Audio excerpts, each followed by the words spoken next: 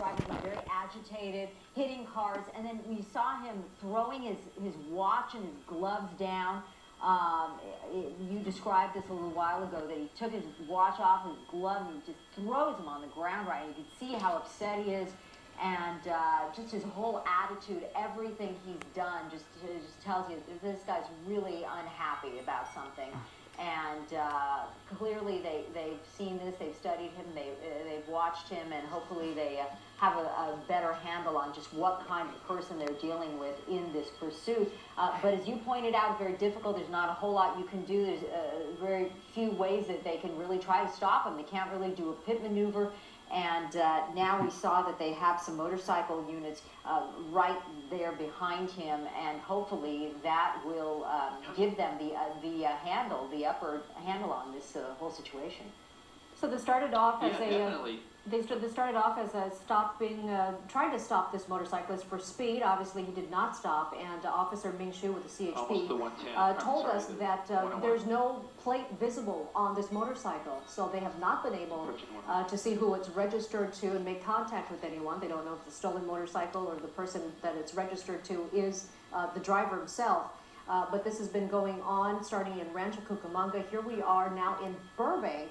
And hopefully he'll just have to stop when he runs out of gas, because he's traveled for some distance now. But there he is now, able to weave in and out of traffic now that there's heavier traffic, but you've got those CHP motorcycle units right behind him. Yeah, and this is...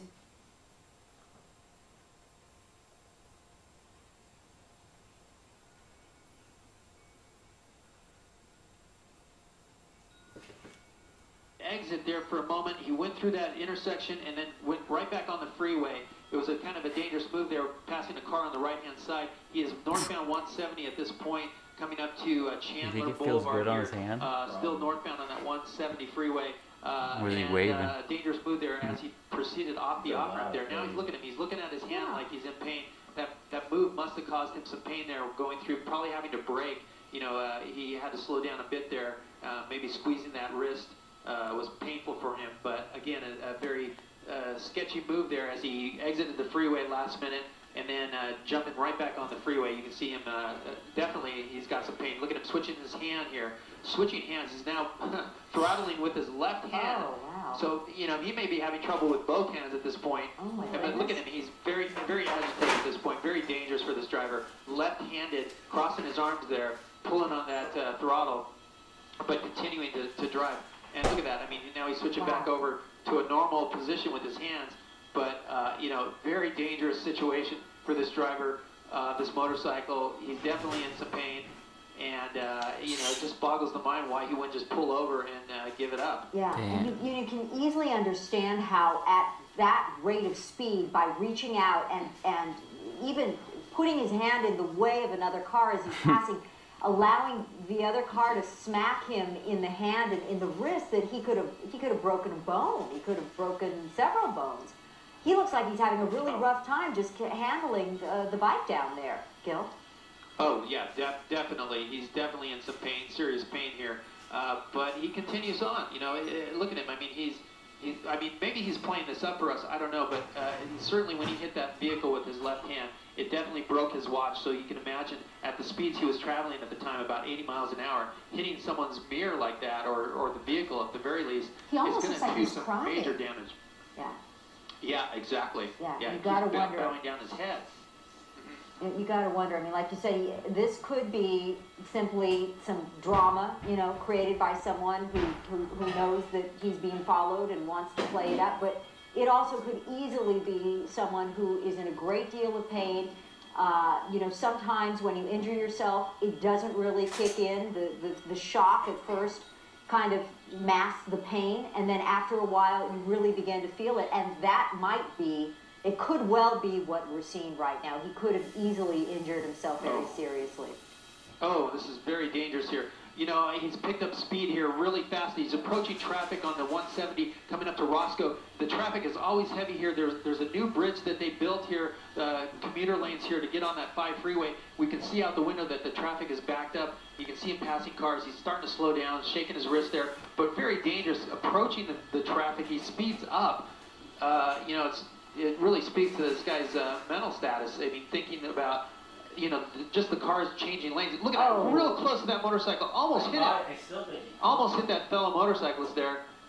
You know, the question is, how can he control this motorcycle any further in all this pain?